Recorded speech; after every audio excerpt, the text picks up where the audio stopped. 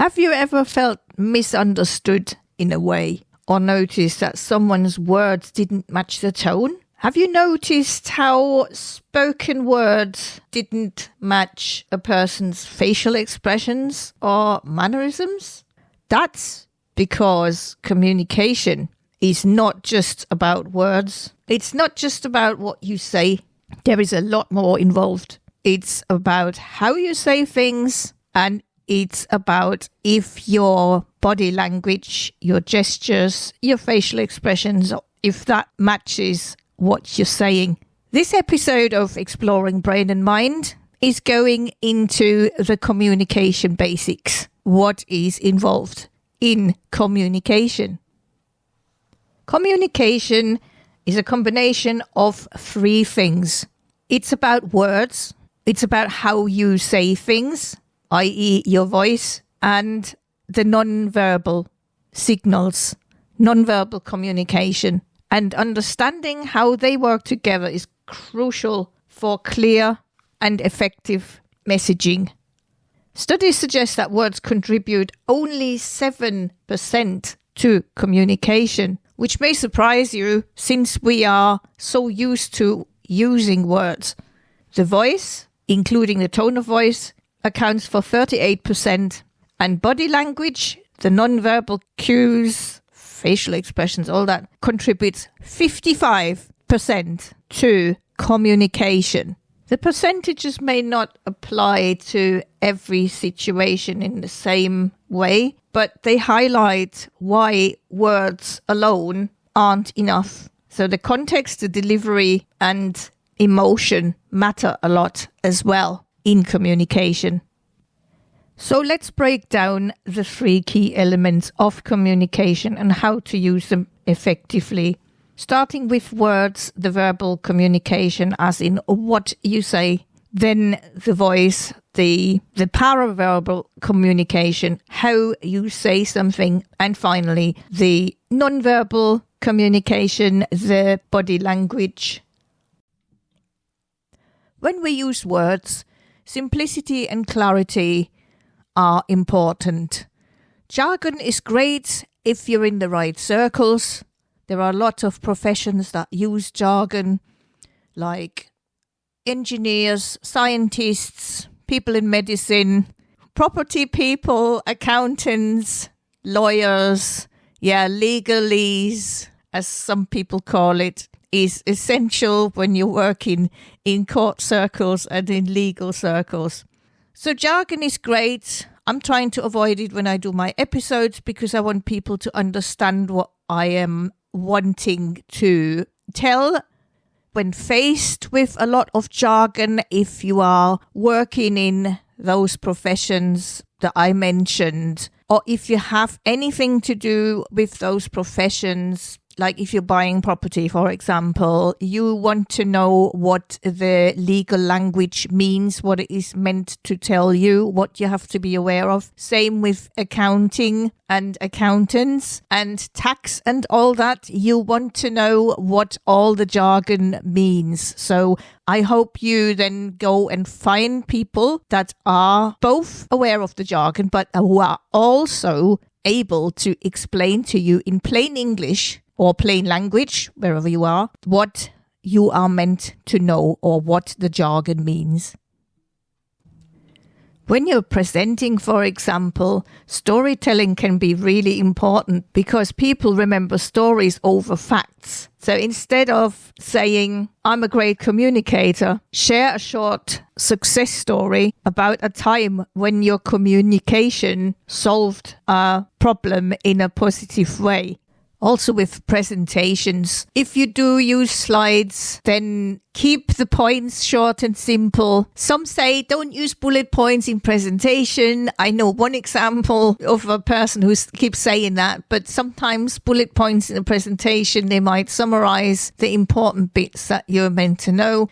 If you're giving talks, it might be better not to have any notes nor any PowerPoints or any kind of slides so that people can solely focus on what you are saying and what you are presenting. There's a saying in public speaking circles that says facts tell, stories sell. So stories can be more persuasive than facts when it comes to making a point why a certain product, a certain service is essential for you to have. Positive framing of language or use of words can be powerful as well. Like, for example, instead of saying, don't forget, say, remember to, or instead of saying, oh, this is difficult, you could also say, oh, this is a challenge we can work through. Words carry meaning. Even if they're just 7% of communication, the meaning they carry could have a huge impact. That's why the choice of words is very important. So precision matters. Avoiding vague language and choosing the right words improve the clarity. I've got a few examples here, and just listen and think about which one would have more impact on you. The first example is, I think we should try this, versus I'm confident this will work. Which one sounds more convincing and which one sounds more uncertain? The next one is, I don't have time, versus it's not my priority right now. Which one would be the more gentle approach? So shifting negative phrasing into positive framing changes how messages are received. A negative example or negative sounding example would be, don't forget the meeting. And the other one, the opposite one would be, remember the meeting is at 3:00. Additional considerations with regards to words are also using different words in talks and presentation, because people have different learning preferences. Some are more visual learners. They like to pick up things by looking at slides, at details, any kind of pictures, images, videos.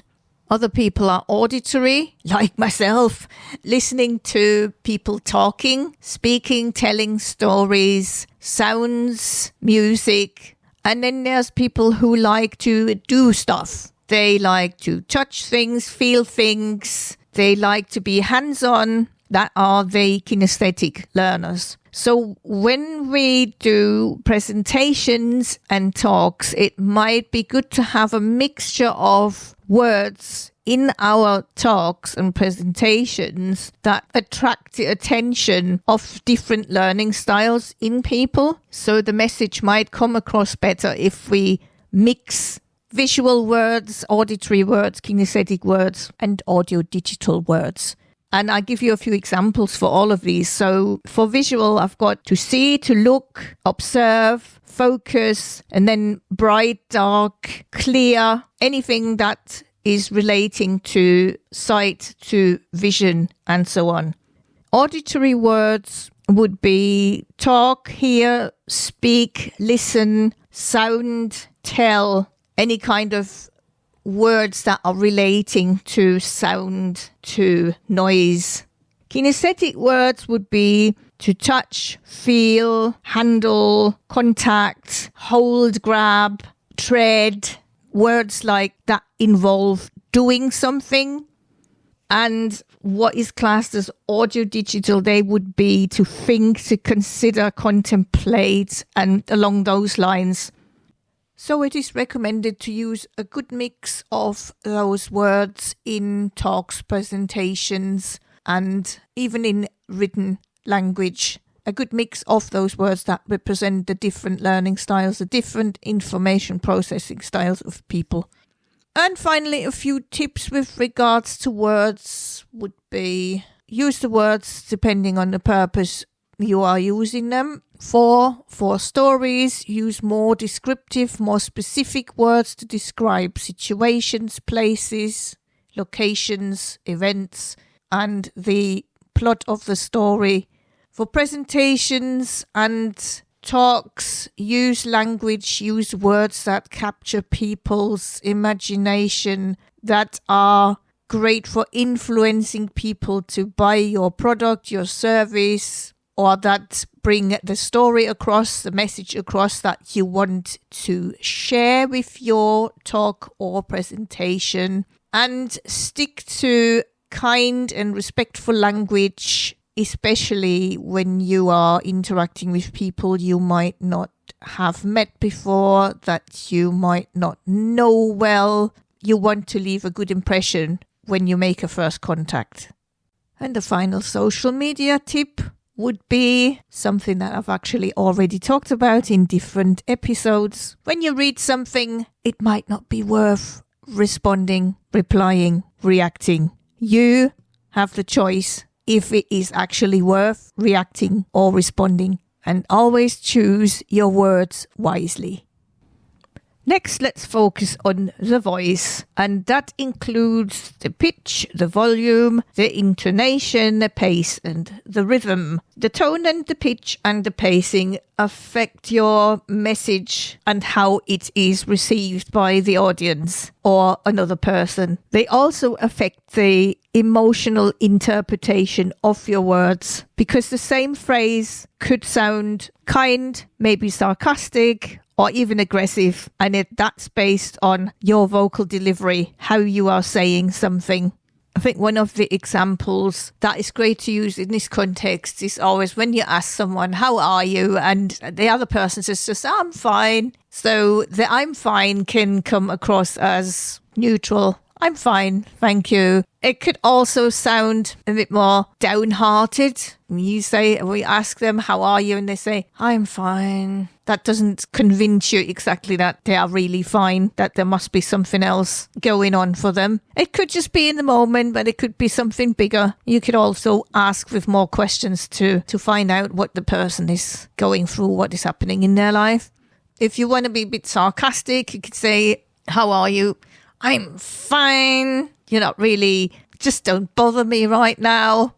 To get a bit more of a feel of how you use your voice or how you might speak is to record yourself reading the same sentence with different emotional tones and listen back to how it could change the perception of your message or the phrase that you were saying or using. You could try that, for example, with this sentence here that says, I didn't say you stole the money. So you can record that phrase with a different emphasis on different words. I didn't say you stole the money. I didn't say you stole the money. I didn't say you stole the money. There's a lot of different phrases that you could try out with, but this is the one that I've chosen here. A simple shift in emphasis can completely change the meaning or how you bring a message across. Then there's the power of pausing as well. You could use strategic pauses to add weight to key messages. For example, the most important part of communication is listening. So pausing has immense power. Pausing before key points add weight and clarity as well. I have another example here with two different deliveries. The first one is, the biggest mistake people make in communication is not listening, versus the biggest mistake people make in communication is not listening. So the voice becomes really important when you speak to people on the phone, that you have a good mix of the right words with the right delivery as in your voice.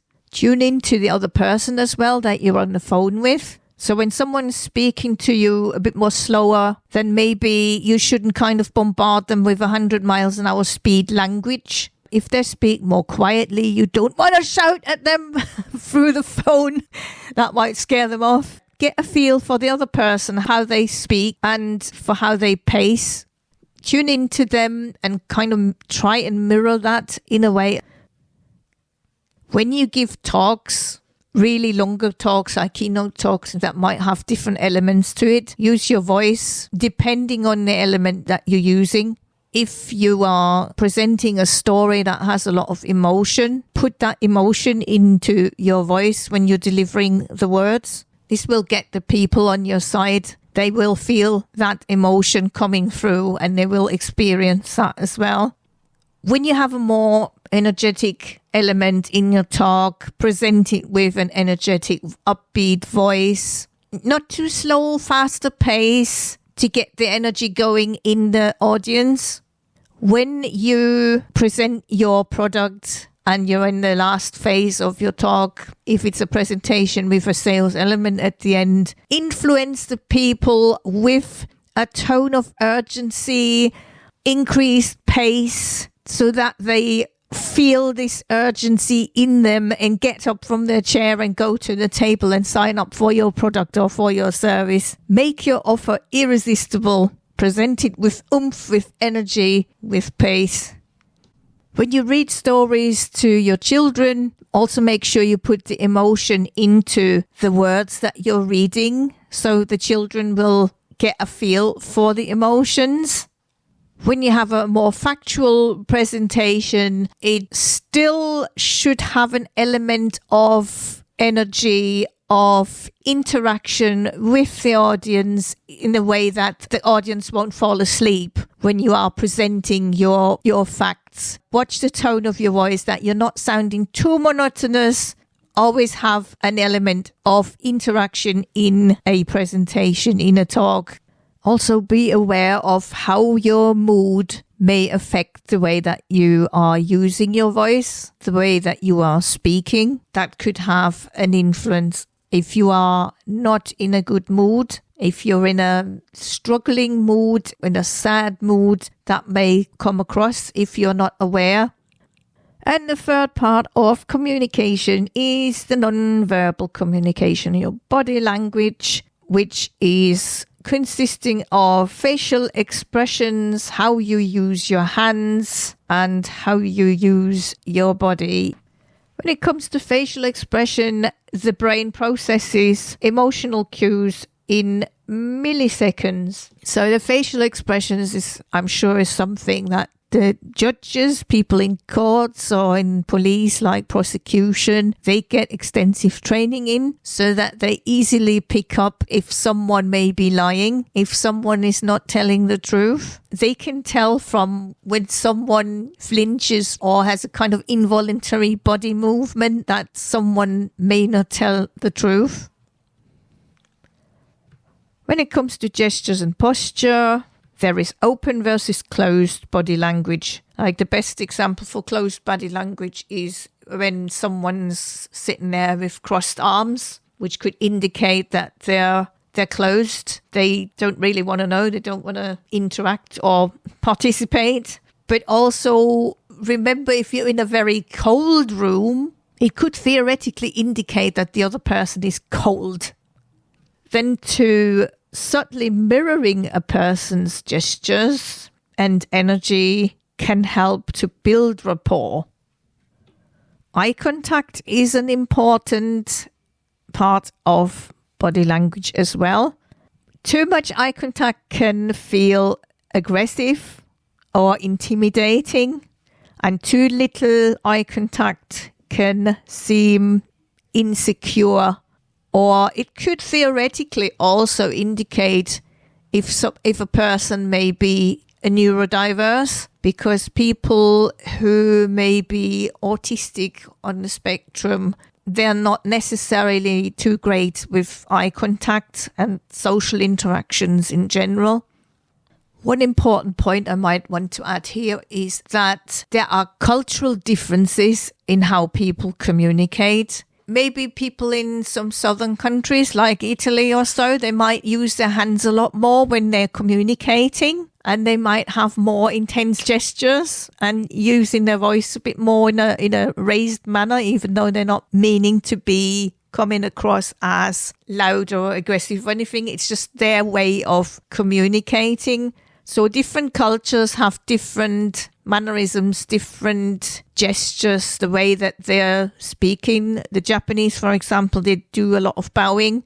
In some cultures, eye contact isn't really that much wanted. So always be aware when you are interacting with people from different cultures, how you come across, and it's important to be aware of and how they may communicate in a different way. They might use different gestures, different hand gestures, different tone of voice and vocal delivery.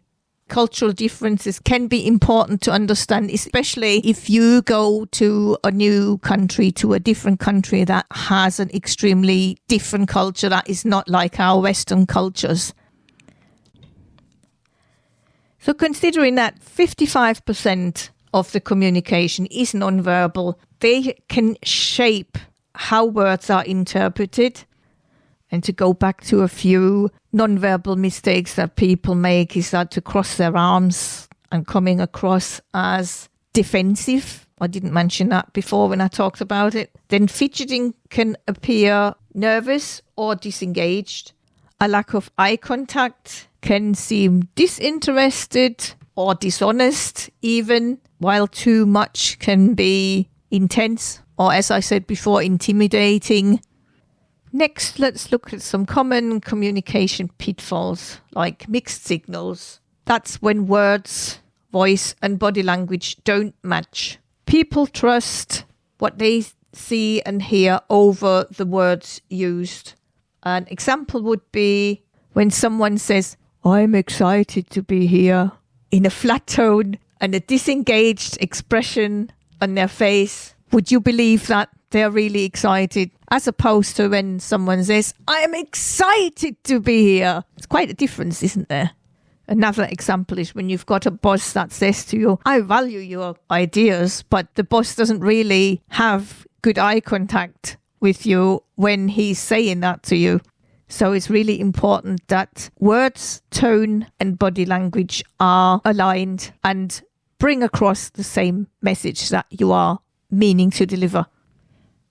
Another communication pitfall is people are not listening. Most people listen to respond, not to understand. An example is when someone is interrupting or thinking of their own response while someone is talking. Use active listening strategies like occasionally nodding, paraphrasing what the speaker said once the speaker has finished speaking, and asking to clarify any questions. Another example is to say, "So what I hear you saying is," and so on and so on. Again, obviously, when the speaker finished talking, don't interrupt them while they're speaking. Give them space to speak. Another pitfall is to overload people with information. A brain can't take too much information in at once. The brain can only hold 3 to 5 key points at a time. So cognitive overload can be absolutely real. Break your information down into small, digestible chunks instead of long monologues. Stick to concise messaging and use storytelling for engagement rather than just rattling down the facts.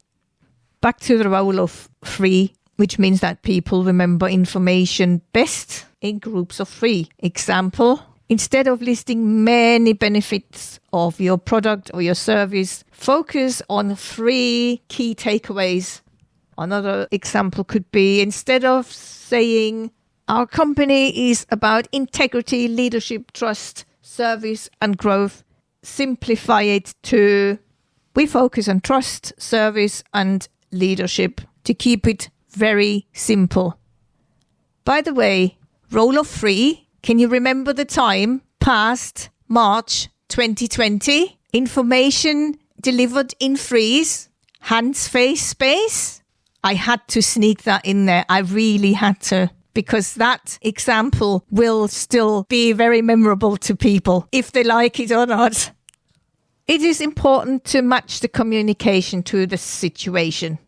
Adjusting tone and style based on the audience is essential. For example, ask yourself, is this what I'm delivering for business? Is it more a casual thing that I'm going to talk about? Or is it for other social occasions?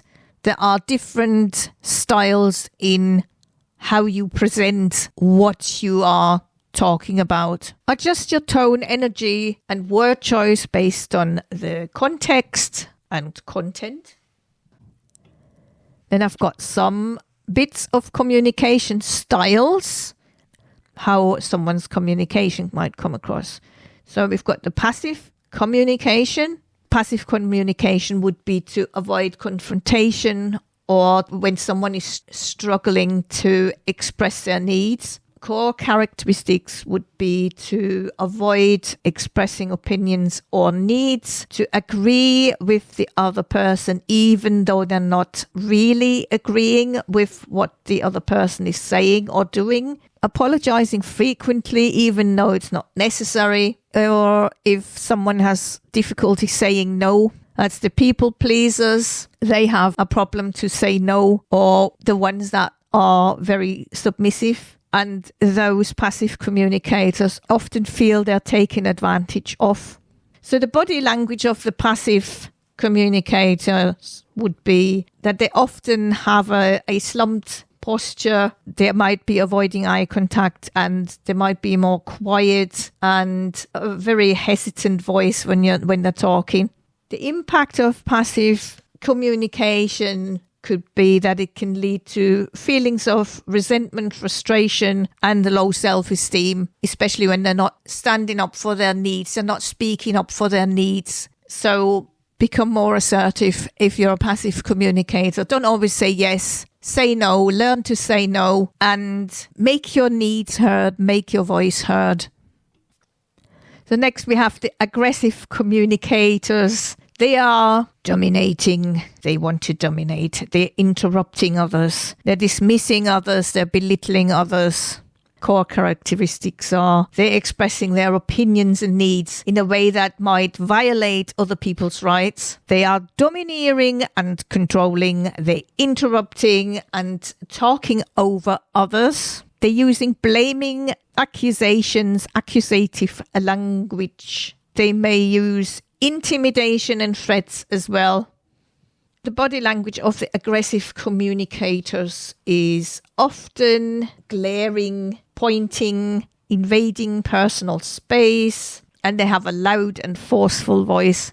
The impact of aggressive communication is it can damage relationships, create fear and resentment, and it can lead to conflict. The next one is the passive-aggressive communicator, and passive-aggressive are more indirect. They can be sarcastic and they avoid direct conflict. Their core characteristics are they are expressing negative feelings indirectly. They use sarcastic, subtle insults or backhanded compliments. They may procrastinate or sabotage tasks. They avoid direct confrontation, and there is often a disconnect between what they say and what they do. The body language of the passive-aggressive communicator can be a mix of passive and aggressive cues, such as forced smile, rolling eyes, or a dismissive tone. And the impact of that communication can create confusion in people, often creates mistrust, and it can cause resentment. And the last one of the different ways in coming across here in the episode is assertive communication. Assertive communication that's clear, it is respectful, and it is confident. Core characteristics of assertive communicators are they express their opinions and needs clearly and respectfully. They listen actively to others. They set clear boundaries. They use I statements to express feelings, and they are confident, but they're not aggressive. Body language of the assertive communicator includes maintaining eye contact, using a calm and confident voice, and having an open and relaxed posture. The impact of that communication is it builds healthy relationships, it fosters mutual respect, and it reduces conflict. All this shows us that communication is more than just words. It's a combination of what you say, how you say it, and what your body communicates. The good news is that these skills can be learned and improved with practice. We don't kind of learn the skills at school, which is actually one skill that I would class as a life skill, and that the education system should include in the curriculum to get people to learn how to best communicate. Great communication isn't just about speaking, it's about ensuring your message is heard and understood. When you master words, voice, and body language, you'll connect better, build stronger relationships and trust, and you avoid misunderstandings. And this brings us to the end of today's episode of Exploring Brain and Mind about the communication basics. If you enjoyed the episode, like it, share it with others who you think might benefit from listening, and subscribe and follow the podcast on the usual podcast providers like Apple, Spotify, Amazon Music, and so on. And it would be brilliant if you tune in again next time. Thank you for listening.